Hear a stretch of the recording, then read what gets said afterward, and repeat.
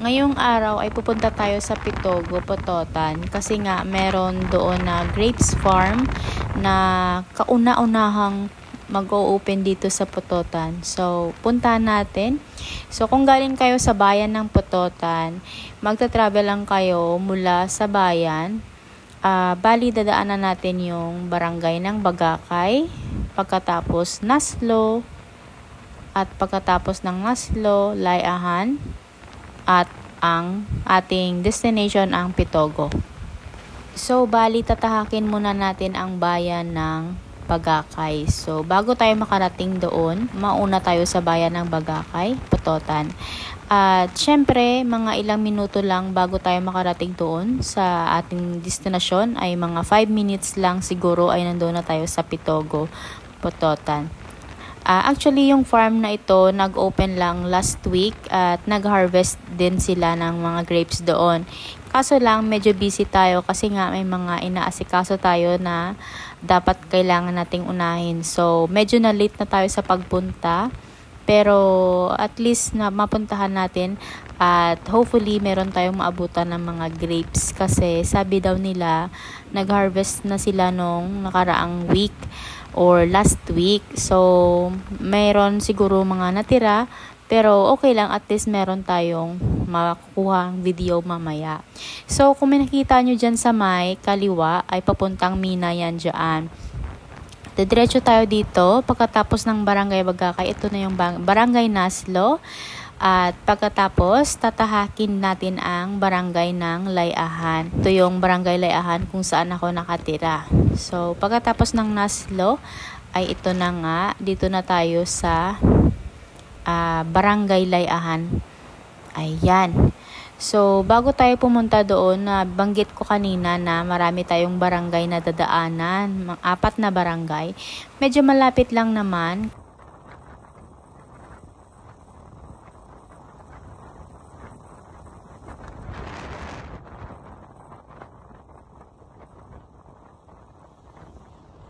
So, ayan na, nandito na tayo sa Barangay Layahan. At pagkatapos ng Barangay Layahan ay mararating na natin ang Barangay Pitogo. So, ito yung kauna-unahang grapes farm dito sa Pototan. So far, I remember, sabi ng may-ari dito na parang trip lang naman nila daw magtanim ng grapes. Kung sakasakaling maging successful ay edi pagpapatuloy nila yung pagtatanim ng grapes. So, yung may-ari pala nito ay yung Lamis family sa Barangay Pitogo. And napagdesisyon na nila na magtanim ng grapes, and then nagulat sila one day, naging okay yung pagtubo ng grapes or successful yung pagtubo ng grapes. So, binigyan nila ng atensyon at pinarami nila. Actually, nakapunta na ako dito sa Barangay Pitogo kasi nga nung naghahanap kami ng lupa na mabibili ay dito kami nakarating sa farm na pinagtataniman ng mga grapes. So, hindi namin inakala na meron palang mga grapes dyan na nakatanim. So, nagulat lang kami nung nakita namin sa Facebook na meron palang mga taniman ng ubas dyan. So, ayan nga, napagdesisyonan namin na puntahan kung ano nga ba yung kanyang itsura. So, ito na pala yung patapos na tayo dito sa Layahan. So, papasok na tayo sa may Pitogo.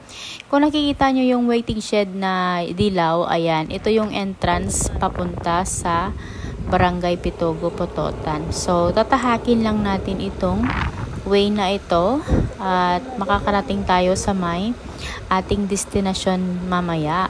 Pero nabanggit ko kanina na ito yung pangalawang punta namin. Pero yung first time na punta namin, hindi namin inakala na mayroon grapes farm doon. So, hindi namin kabisado kung saan banda yon. Magtatanong-tanong muna kami kung saan namin mahahanap yung ating destinasyon. So, dito na tayo sa may Barangay Pitogo. Ayan. Tatahakin lang natin itong daan na ito. Ayan, magsistop muna tayo. Tatanong dito kay Kuya.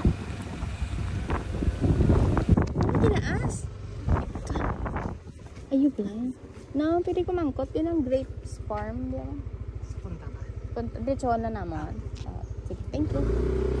Thank you. Ayan na nga. So, magdidiretso na lang tayo. Or magdidiretso tayo dito sa way na ito. Sabi niya, diretso lang daw. At sa pinakadulo, magtatanong ulit tayo kung saan yung ating destinasyon, yung grapes farm. Maraming nag-upload nito ng video tungkol dito sa grapes farm na ito na kauna-unahang naging successful sa bayan ng Pototan. So, na-curious lang ako kung ano ba talaga yung itsura ng grapes, yung puno ba, kasi hindi ko pa siya actually nakikita in person. Meron naman tayo dito na wild grapes, yung makikita natin sa tawag dito sa may mga gubat. Nakakita na ako ng ganon. Meron silang similarity pero iba pa rin talaga kung makikita mo sa personal ko ano yung itsura ng grapes. So nag-stop kami dito ulit para naman magtanong. And may chinek lang kami dito sa may aming motorsiklo. Parang may problema. Ayan na nga, at nagpatuloy kami. So, pagkatapos namin magtanong, ayan na, malapit na kami sa ating destinasyon. So, kung nakikita nyo, yung ating kalsada dito ay hindi pa simentado kasi nga, ito ay parang barangay na sa loob-looban ng probinsya ng Pototan. Ayan. So, hindi namin alam na ito yung sa may kaliwa pala. Ito na pala yung farm dito sa magilid. So, ito yung napuntahan namin noong unang beses kami naghahanap ng lote na mabibili. Ayan. Dito sa may kabila na yan, dyan na pala yung grapes farm. So, hindi pa namin alam, naghahanap pa kami kung saan pwede makatanong. Ayan, nag-stop kami ulit para magtanong dito kay kuya, pero sabi niya hindi niya rin daw alam kasi kakauwi nga lang niya daw. Ewan ko kung saan siya galing, baka nagbakasyon. So, magdiretso ulit tayo at maghanap tayo ng matatanungan. Sige, thank you. He don't know either because he just came home.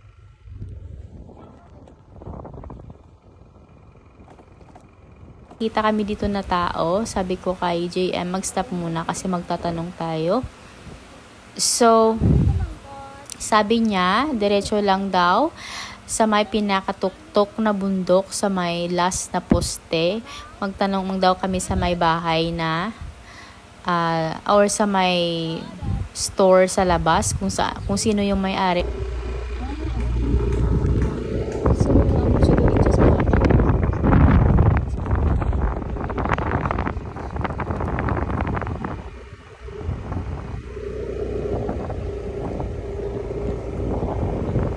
I think the owner of that love is the one who got married as well.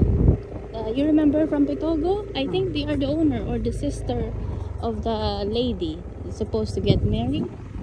I think they are the owner because ito pala yung sinasabi ko kanina, yung grapes farm pala, ito na yung sa may kaliwa natin, nakikita nyo, ayan. So, hindi pala namin alam na sa loob-loob niyan, sa may pinakatuktok, ito na pala yung grapes farm. So, nagkaliwa kami dyan kasi nga, sabi ko, parang ito na yun sa may pinakadulo daw, sa may tuktok ng bundok, ayan. So, nagkaliwa kami dyan, at nung nakita ko nga, parang may farm doon sa may tuktok. Sabi ko, baka ito na yun. Nung nakarating na kami dito, tiningnan namin, parang walang tao. Ayan. So, ito na yung grapes farm pala. Sa labas niyan, or may makikita kayong gate na pula, sabi ko, ito na yun. Pero, nung tiningnan namin, walang katao-tao. So, maghahanap tayo dito ng mapagtatanungan ulit kung saan ba tayo pwede makapagtanong kung kailan or kung sino yung magbubukas dito. So, yan na nga. Nakapunta kami dito sa may-ari ng farm na ito at salamat at naging matagumpay yung ating paghahanap at nahanap din natin yung may-ari. Ito yung mga Lamis family. Shout out pala sa mga Lamis family. So, pupunta na tayo dito sa loob at magbi-video tayo or mag-iikot-ikot tayo dito kung ano nga ba yung kanilang sitwasyon dito sa loob or kung paano nga ba nila inaalagaan yung kanilang grapes. So, ito yung kauna-unahang pagkakataon na makakita ako ng puno ng grapes kasi nga hindi naman tayo nagkakaroon ng ganyan na halaman dito sa Pilipinas. Usually sa mga ibang bansa or sa abroad na lang natin ito makikita. Pero dito sa Pilipinas or sa atin, sa Iloilo, Pototan Iloilo, meron na tayong farm ng grapes. So, nakakatuwa naman. Maka-experience tayo ng ganitong uri ng sighting sa Pototan Iloilo. So, ayan na nga. Thank you so much sa pag-welcome sa amin Lamis family. So, pagpasok namin dito ay ito yung itsura ng kanilang farm. Napakaganda dito at napaka-presko ng hangin. At syempre, at kung nakikita nyo, malawak ang kanilang mga taniman dito. So, sa kaliwang banda dyan, meron mga tanim din.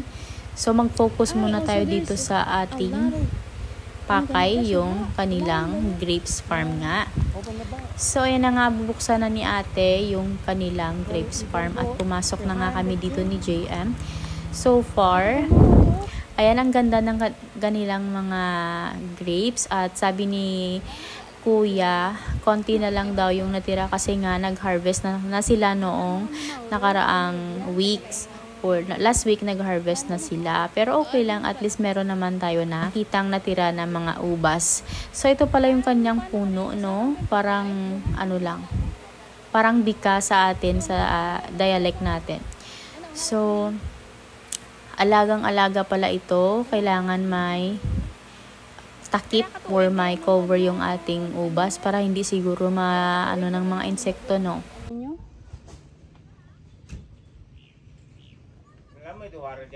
Duwak to egg. At kaganda naman.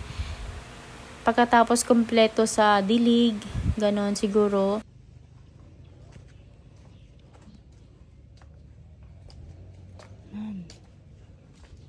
Amo dyan ang kauna-unahan nga grapes farm di sa may Pototan.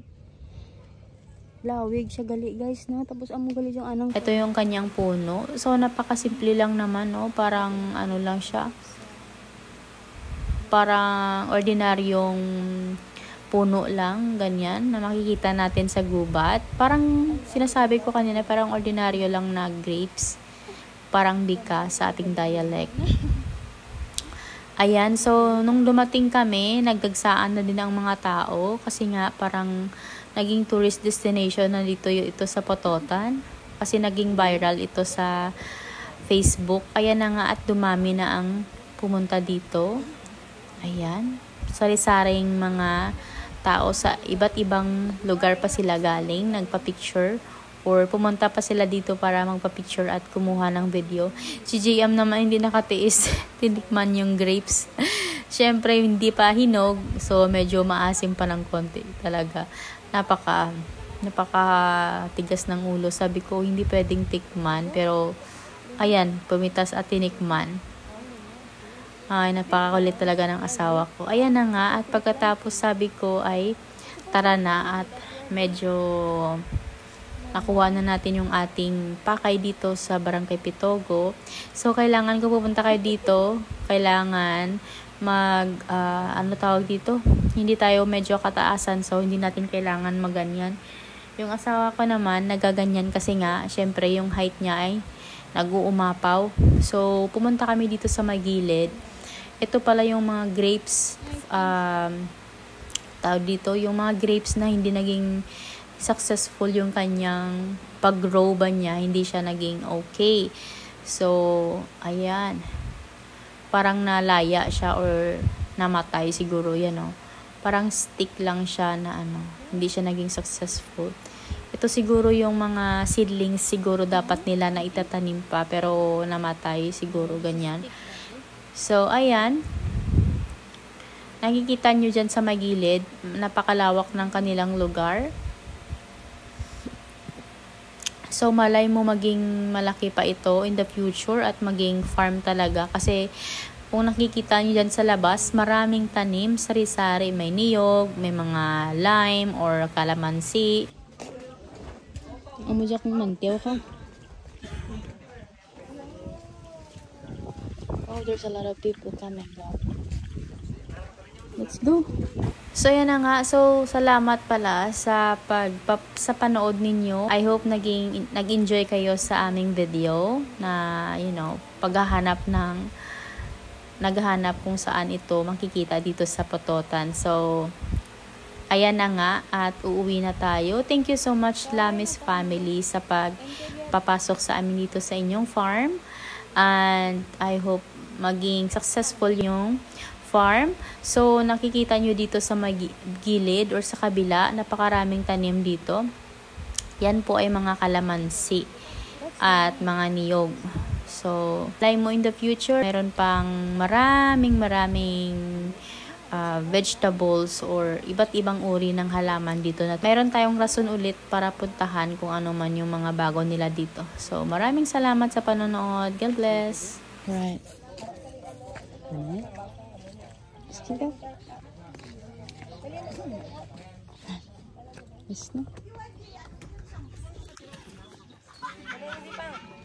We're going home, Daddy.